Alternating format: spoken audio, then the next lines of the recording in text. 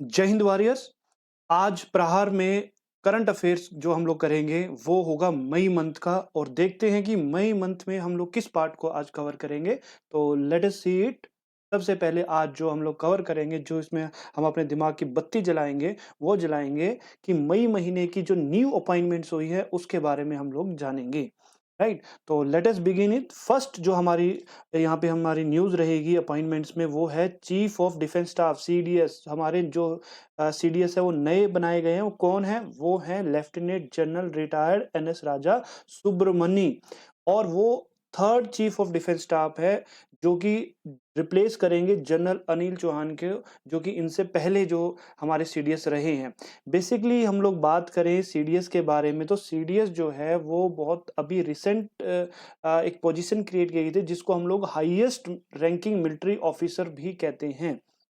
But इससे फ़र्क नहीं पड़ता कि भई ये किस सर्विस से आता है, क्योंकि ये तीनों ही सर्विस से आ सकते हैं। द पॉइंट हियर इज़ कि भई वो रिक्वायरमेंट क्यों बनी कि भई हमें तीनों ही सर्विस को, जो हमारे पास में आर्मी है, नेवी है, और आर्मी, नेवी और एयर फ़ोर्स जो हमारे पास में है, उन तीनों ही सर्विस के जो हेड होंगे, उनको तो हम लोग अलग-अलग से कहते हैं कि कोई जनरल है, कोई हमारा एडमिरल है ना?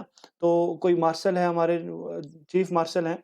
तो अब उसके अलावा भी इनके ऊपर में भी एक हेड होगा, जो तीनों को ही कोहेशन करेगा, तीनों के बीच का तालमेल को देखेंगे वो। ये रिक्वायरमेंट आज क्यों है? क्योंकि ऑपरेशन सिंदूर में हमने देखा कि जब हमने ऑपरेशन लॉन्च किया, तो उस समय पर सिर्फ़ और सिर्फ़ एयर फ़ोर्स नहीं थी, हमारी फ़ोर्सेज़ और बाकी जो फ़ोर्सेज़ है, नेवी भी और आर्मी भी, वही उसी लेवल पे इंटैक्ट उस ऑपरेशन में पार्टिसिपेट कर रही थी। तो ये जो जॉइंटनेस है ना, इंटर सर्विस जॉइंटनेस, ये बहुत बड़ी रिक्वायरमेंट थी। तो अब उस चीज़ का हमें असर देखने को मिल भी रहा है। तो ये थर्ड हमारे सीडीएस हैं, ठीक है? एंड फर्स्ट सीडीएस हमारे क्या कौन थे? हमारे थे जनरल बिपिन रावत जी हमारे थे, जो जनवरी 2020 में सीडीएस बने। तो ये भी कई बार क्वेश्चन आ जाता है, तो आप लोग इसको कर सकते हैं, ठीक है ना?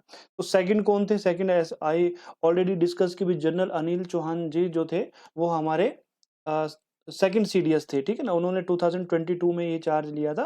तो यहाँ पे हम लोग देखते हैं कि बाय चांस, है ना? वैसे तो ऐसा कोई सिक्योर वो नहीं है कि भी सेट किया हुआ already rule, but by chance ये क्या है कि तीनों ही आर्मी से बिलोंग करते हैं। बट हो सकता है कि नेक्स्ट टाइम पे अकॉर्डिंग टू द रिक्वायरमेंट, क्योंकि अभी हमारे जो लैंड बॉर्डर्स जो हैं उसके ऊपर में बहुत कुछ चल रहा है। एक तरफ से चाइना, बांग्लादेश भी थोड़ा सा एग्रेसिव होता जा रहा है, नेपाल थोड़ा सा एग्रेसिव होते जा रहा है, देन पाकिस्तान तो ऑलरेडी है। तो हमें अभी उस पूरे फ्रंट को संभालने के लिए और पूरे फ्रंट को एक कोऑर्डिनेट करने के लिए एयरफोर्स के और नेवी के साथ में हमें ज़रूरत इस समय पर है कि भी कोई ऐसा पर्सन हो जिनको वहाँ पर ग्राउंड जो उनके पास में अंडरस्टैंडिंग हो ज़्यादा रही हो। तो इस समय पर आर्मी का बनाने के पीछे ये भी एक कारण हो सकता है, ठीक है? बट बाकी जो है वो किसी भी सर्विसेज़ से आ सकते हैं, एयरफोर्स से भी आ सकते हैं, नेवी से भी आ सकते हैं।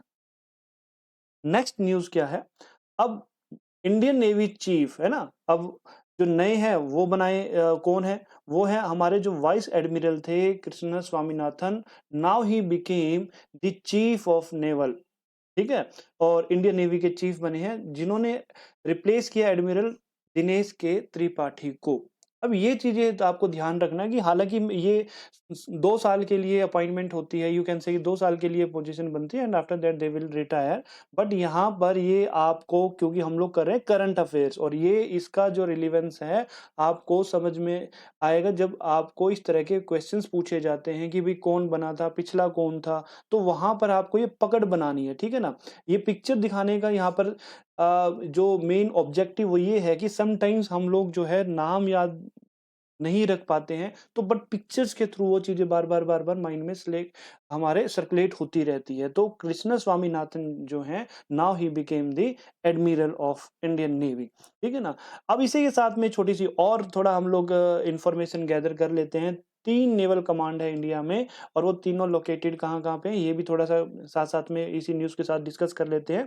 3 है, एक मुंबई में है, एक कोच्चि में है और एक विशाखापट्टनम में है। ठीक है ना? इसको बोलते हैं वेस्टर्न नेवल कमांड, इसको बोलते हैं सदर्न नेवल कमांड, इसको बोलते हैं ईस्टर्न नेवल कमांड। और जो इसका यू कैन से कि जो इन सब का हेडक्वार्टर है वो दिल्ली में है, दिल्ली में ही यहाँ पे बैठते हैं। बट वो 3 ही कमांड है, कोई चौथी कमांड नहीं है कि नेवल कमांड आपने कोई दिल्ली बता देनी है चौथी, 3 ही कमांड यहाँ पर है। हेडक्वार्टर के रूप में मैं इसलिए कह रहा हूँ कि जितने भी एडमिनिस्ट्रेटिव वर्क और सारी चीज़ें होती हैं, वो फिर एयरफोर्स का, आर्मी का, नेवी का सब कुछ वहाँ पे दिल्ली में ही है। ठीक है? तो अब नेक्स्ट जो न्यूज़ है वो है यूआईडीएआई, ठीक है ना? ये है हमारा unique identification authority of India. अब इनके न्यू चीफ बने हैं, कौन बने हैं? सौरभ विजय जी जो है इनके न्यू चीफ बने हैं। वो 18 मई को उन्होंने वहाँ का कार्यभार संभाल लिया था। ठीक है ना? अब सौरभ विजय, अब ये क्या है कि ये इस तरह की न्यूज़ आप ध्यान रखना कि इस तरह की न्यूज़ जो है रिसेंट हुआ है, तो ये रिसेंट के अगले अगले 3 से 4 महीने के अंदर में जो पेपर होंगे, बस वहीं तक इस तरह की न्यूज़ का जो मेजर जो यू कैन से कि जो मेजर इस चीज़ का रिक्वायरमेंट होता है, इस तरह की पर्टिकुलर न्यूज़ का, वो 3 से 4 महीने के लिए होता है। तो आपको ये याद रखना है कि ये इसकी वैलिडिटी क्या है, 3 से 4 महीने की वैलिडिटी होगी। ठीक है ना? कि भई इस तरह की जो न्यूज़ है वो वहाँ पे आएगी। अब सौरभ विजय जी वहाँ पे बने हुए हैं, बट कुछ न्यूज़ हैं जो कि 3-4 महीने के बियॉन्ड भी उसकी वैलिडिटी रहती है और वो लाइफ टाइम वैलिडिटी रहती है। जैसे कि unique identification authority of India के बारे में थोड़ा-सा हमें ज्ञान होना चाहिए। ये क्या है? ये एक स्टैट्यूटरी अथॉरिटी है, ये कानून के तहत बनाई गई थी एंड ये एस्टेब्लिश गई थी आधार एक्ट 2016 में। 16 में इसको हमने एक एक्ट के तहत में इसको एक स्टैट्यूटरी हमने इसको यू कैन से कि एक इसको टैग दे दिया था। ठीक है ना? स्टैट्यूटरी क्या होते हैं? स्टैट्यूटरी बेसिकली वो होते हैं जो कि कानून के तहत में पास की जाती है और फिर वो बनाई जाते हैं। ठीक है? उसके लिए पार्लियामेंट भी अपना रोल प्ले करता है और पार्लियामेंट में उसको बिल को पास किया जाता है, तब जाके वो स्टैट्यूट बनता है। ठीक है? तो ये एक तरह से यू कैन से कि अप्रूव्ड अथॉरिटी है। हमारे पास में एक और अथॉरिटी आएगी, आगे जाके बात करेंगे, तो वो स्टैट्यूट अथॉरिटी नहीं है, वो जिसको कहते हैं एग्जीक्यूटिव रेज़ोल्यूशन के तहत में आई थी। ठीक है? अब नेक्स्ट है, ये किस मिनिस्ट्री के अंदर आती है? ये ministry of electronic and information technology के तहत में इसको रखा जाता है। एंड विजन क्या है? Vision basically the unique identity to be given to the person of citizen of India. जो यहाँ पे सिटीजन ऑफ इंडिया है, उनको हमने एक उनका एक आइडेंटिफिकेशन देना है, उनको एक नंबर देना है कि भाई ये पर्सन जो है इसको ये नंबर दिया गया है। और ये नंबर क्या है? ये 16 डिजिट का नंबर होता है। आप देखोगे कि आपके जो भी आधार कार्ड होगा उसके ऊपर में 16 डिजिट का नंबर होगा। ये भी एक बार एफकेट के अंदर में क्वेश्चन पूछ लिया गया था। ठीक है ना?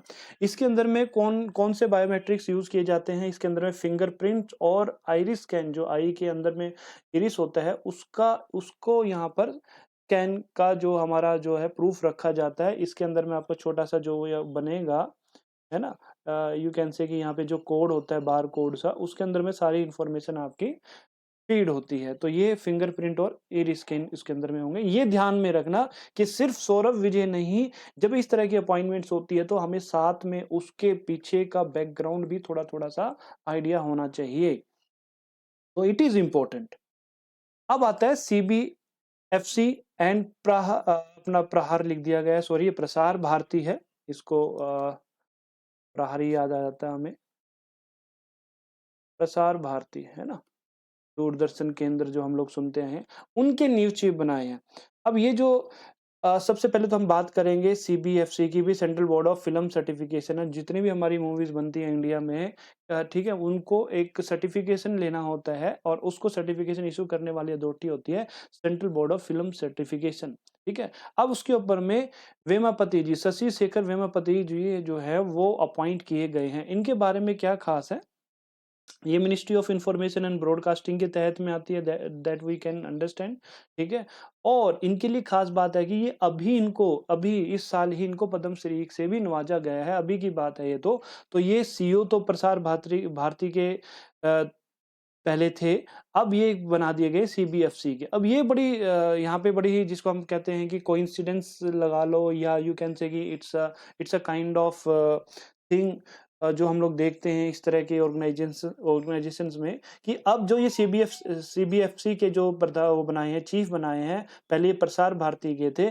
इन्हीं की तरह एक और जो थे प्रसून जोशी, ये कई बार न्यूज़ में आता रहता है, कहीं न कहीं एक डायरेक्टर्स इनके खिलाफ बोलते रहते हैं कि भई प्रसून जोशी है वो काम नहीं कर रहा है या हमें जानबूझ के सर्टिफिकेट नहीं दे रहा है। तो बट ठीक है, चलो जो भी जिसका एक आइडियोलॉजिकल टिल्ट है वो एक अलग मैटर है। बट प्रसून जोशी क्या है, वो सीबीएफसी के पहले चीफ थे, अब उनको प्रसार भारती का बना दिया गया है। ठीक है ना? तो ये क्या हो गया, एक अदला-बदली होगी।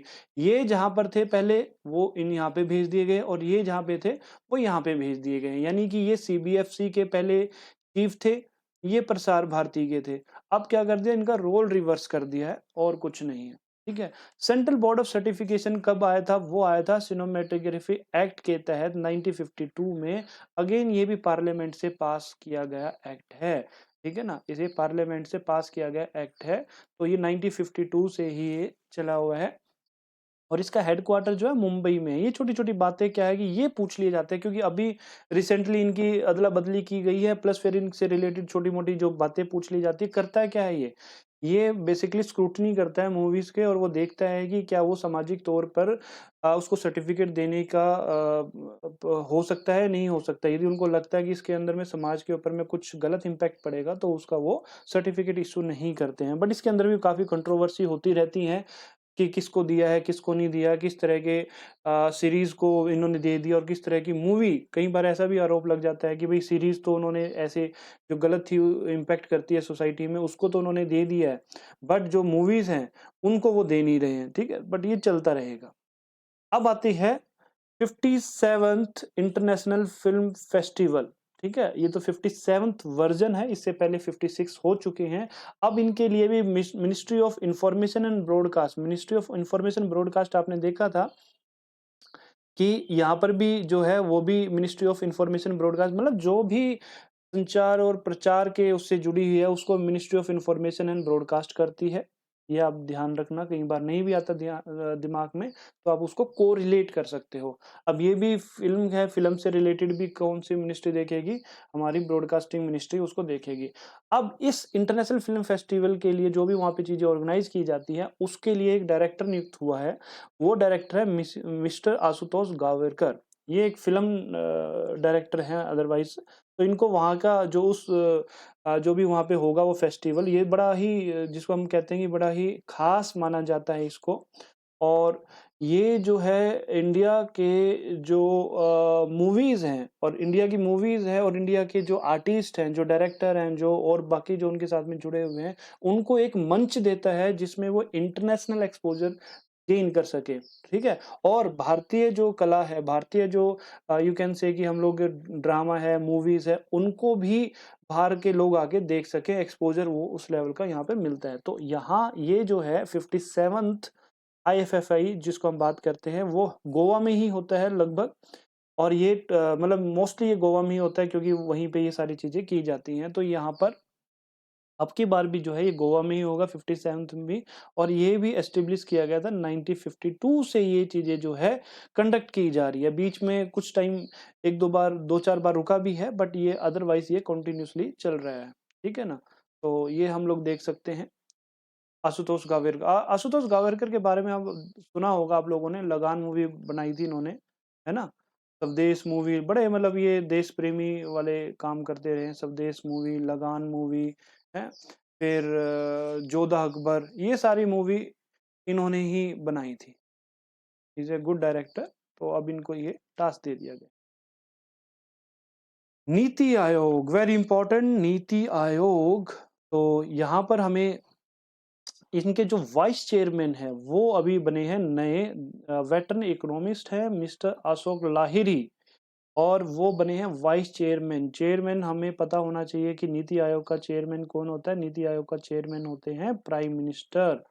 तो ये बहुत ही जिसको कहते हैं इम्पोर्टेंट ऑर्गेनाइजेशन है, जो काम करती है। इन्होंने रिप्लेस किया सुमन बेरी को, जो इससे पहले यहाँ पर वाइस चेयरमैन थे।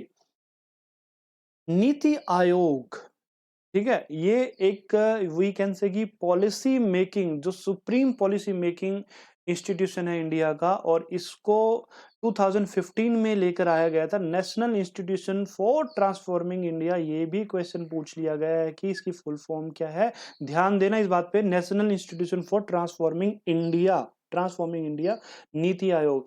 ये basically supreme policy making institutions हैं जो 2015 में यहाँ पर आया था। It replaces the planning commission को रिप्लेस करके नीति आयोग जो है पहले प्लानिंग कमीशन हुआ करता था उसको इसने रिप्लेस कर दिया। यानी कि 2015 से पहले हम लोग जो प्लानिंग कमीशन आप लोगों ने सुने होंगे, first 5 year plan, second 5 year plan, है ना? तो 1 से लेकर 12 5 ईयर प्लान तक तो हम लोगों ने सुने हैं क्योंकि लास्ट जो 5 ईयर प्लान था दैट वाज फ्रॉम 2012 टू 2017। तो 17 was the last execution of the 5 year plan जो 2012 में स्टार्ट हुआ था और वो 12th 5 ईयर प्लान था, ठीक है ना। बट अब उसको हमने क्या कर दिया है, उस प्लानिंग कमीशन को जो उस समय पर कैबिनेट थे, उसने कैबिनेट रेजोल्यूशन पास किया था, कैबिनेट रेजोल्यूशन पास किया था और उसके तहत ये पार्लियामेंट में पास होने के करके बनाया हुआ कोई एक्ट के तहत में बनाया हुआ इंस्टीट्यूट नहीं था। बट फिर से दोबारा ये पहले भी जो नेहरू गवर्नमेंट थी तो उन्होंने प्रधानमंत्री जो नेहरू जी थे उन्होंने भी प्लानिंग कमीशन जो बनाया था, उनकी कैबिनेट ने ही उस रेजोल्यूशन को पास करके उसको बनाया था और 1952 की मैं बात कर रहा हूँ और यहाँ पर कैबिनेट रेजोल्यूशन के तहत ही ये नीति आयोग बनाया था जो इस समय पर फिर जो प्राइम मिनिस्टर मोदी जी की जो गवर्नमेंट आई थी उन्होंने 2015 में इसका गठन किया, ठीक है ना। तो एक तरह से हम लोग कह सकते हैं तो ये उसी का ही रिप्लेसमेंट प्लानिंग कमीशन का, लगभग वही सारी चीजें हैं जो प्लानिंग कमीशन कर रहा था। बट एक नए समय में नई चीजों की यहाँ पर उन्होंने स्थापना करी है। अब देखते हैं कि इसके अंदर में कुछ और चीजें मिल जाए हमें। आप ध्यान रखना कि 2015 में ये आ गया था। मैंने छोटी छोटी जो बातें आपके साथ में वो करी है, कनेक्ट करी है, लाइक कि भाई प्लानिंग 5 ईयर प्लान्स जो थे वो प्लानिंग कमीशन के तहत में आते थे, प्लानिंग कमीशन के तहत आते थे। टोटल 12 प्लान बने थे और जो 12th प्लान था वो 2012 से लेकर 17 तक का था, ठीक है। उसके बाद से नीति आयोग अपना काम सुचारू रूप से कर रहा है।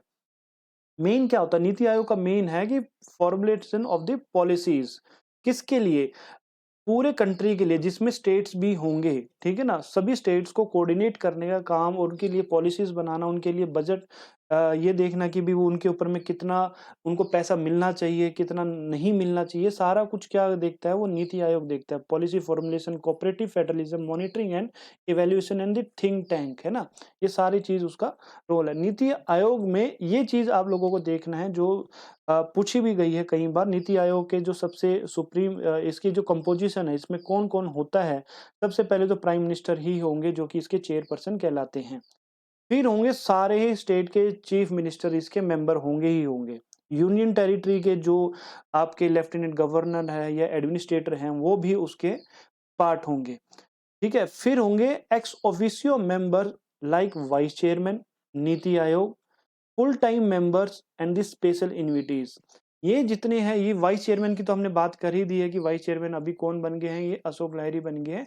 ये इनके बेसिकली फुल टाइम मेंबर ही होते हैं, इनका कार्यकाल जो है फिक्स है। बाकी जो है चीफ मिनिस्टर्स हैं, जो भी बनेगा उस समय पर वही चीफ मिनिस्टर वहां पर आएगा। तो इस तरह से हम लोग देखते हैं। तो नीति आयोग के बारे में ये जानना बहुत जरूरी है। तो this all we have done the appointment. जो मेजर चीज थी हमारी वो हम लोगों ने कर ली है और आप लोगों को ध्यान करना है कि इन अपॉइंटमेंट्स को आप लोगों ने एक बार सुनने के बाद में इसको बस 2-3 बार रिवाइज करना और आपका काम खत्म है। क्योंकि पेपर में आपको सिर्फ वो चीज सामने दिखाई देगी और उस चीज को आपने मार्क करना है और कुछ नहीं है। तो आपको जैसे ही दिखाई दे, आपको रिवाइज करते रहोगे तो आपके सामने ये चीजें घूमती रहेंगी और जैसे ही वो सामने आएगा आप क्वेश्चन पेपर में आप उसको टिक कर पाओगे। That is our main purpose. तो यदि आपको लगता है कि भाई हाँ आपको सिलेक्टिव जो मटेरियल है अपने पेपर के लिए चाहिए तो ये जितनी भी हम लोग वीडियोस बना रहे हैं उसको सिलेक्टेड वे में, लाइक करंट अफेयर की वीडियोस हो गया है, तो उसको सिलेक्टेड वे में हम लोग अपने, वैसे तो चैनल के ऊपर में भी ये मिल जाएंगे बट आपको सिलेक्टेड वे में ये आपको ऐप पे मिल जाएगी। जो टाइट्स एकेडमी की ऐप है वहां पर आप इसको एक्सेस कर सकते हो फ्री में। आप अपना देखो, कोई इशू नहीं है। और वहां पे फोल्डर बने होंगे तो फोल्डर के अकॉर्डिंग आप अपनी चॉइस के अकॉर्डिंग देख सकते हो भाई आपका मेन जो भी फोकस होगा, जिस भी तरह का एग्जाम होगा, सीडीएस का एग्जाम होगा तो वहाँ पे करंट अफेयर जो थोड़े हैं, थोड़े और डेप्थ लेवल के भी होंगे और ये भी सीडीएस में काम आएंगे इस तरह की इन्फॉर्मेशन भी। बट अदरवाइज से उसमें और डेप्थ के होंगे, जैसे आपके एफकैट के एग्जाम होंगे उसमें थोड़े और डिफरेंट लेवल की चीजें होती हैं। तो इस चीज को हम लोग कैटेगराइज करके वहाँ पे डाल देंगे। आप लोग अपने अकॉर्डिंग जो भी आपको लगता है देखते रहना। That is the thing. और चैनल तो आप लोगों को पता ही है, तो आप अपना चैनल जरूर सब्सक्राइब कीजिए और जो भी अपडेट्स होंगी आप तक पहुंच जाएंगी। तो इसी के साथ में आज की जो न्यू अपॉइंटमेंट्स है मई मंथ की, उसको हम लोग यहीं पे फिनिश करते हैं। जय हिंद and we will meet soon.